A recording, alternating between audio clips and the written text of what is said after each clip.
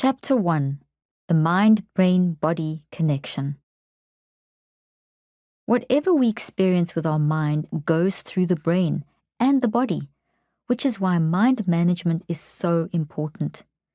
If we don't manage the impact of our experiences, they can affect our mental and physical well-being. In this chapter, I introduce how the mind-brain-body connection works so that you can have a better conceptualization of how to help your child understand the way their thoughts can impact how they feel mentally and physically. The thing we need to remember is that children are often a lot more insightful than we give them credit for.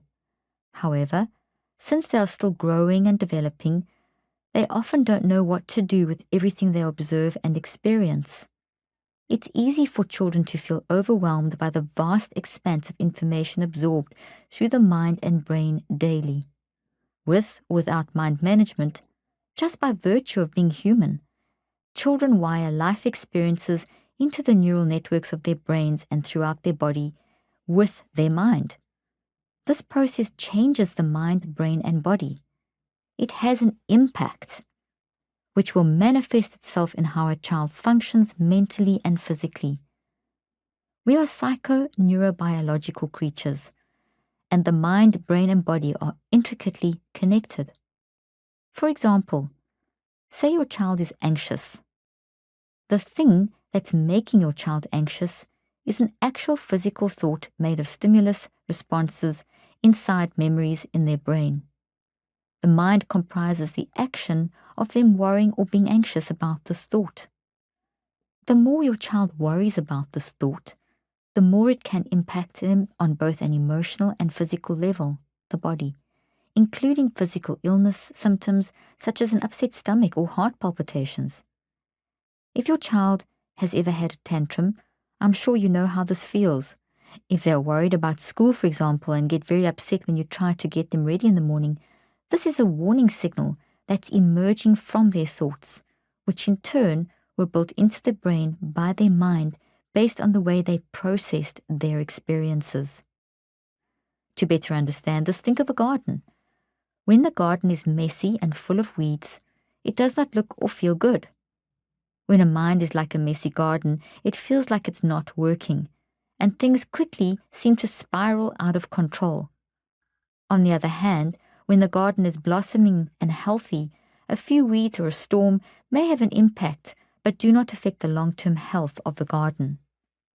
Thankfully, there are great systems in the mind, brain, and body that can help us teach our children to build healthy gardens in their mind.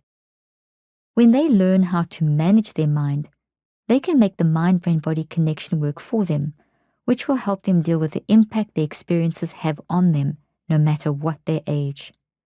This begins by observing the signals sent by the mind, brain, and body.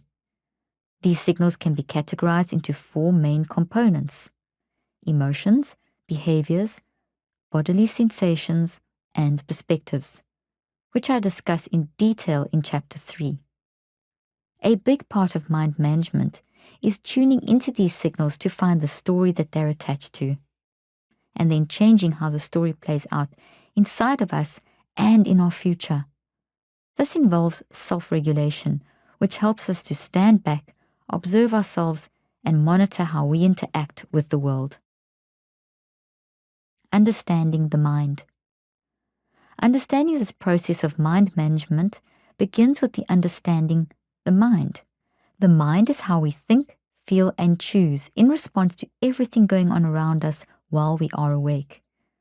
The mind's thinking, feeling, and choosing work together as a team to grab our life experiences and put them into our brain as energy. This energy results in a structural change in the brain that contains the memories of our experiences, which cluster together into a thought, like the branches on a tree. These changes are driven by the mind through a process known as neuroplasticity. The mind essentially plants our experiences into the brain as thought trees. Thought trees are the neurons made of axons and dendrites in the brain. In your supplemental PDF are 2 images to help you understand this. The first is a drawing of axons and dendrites on a neuron. The whole neuron is the thought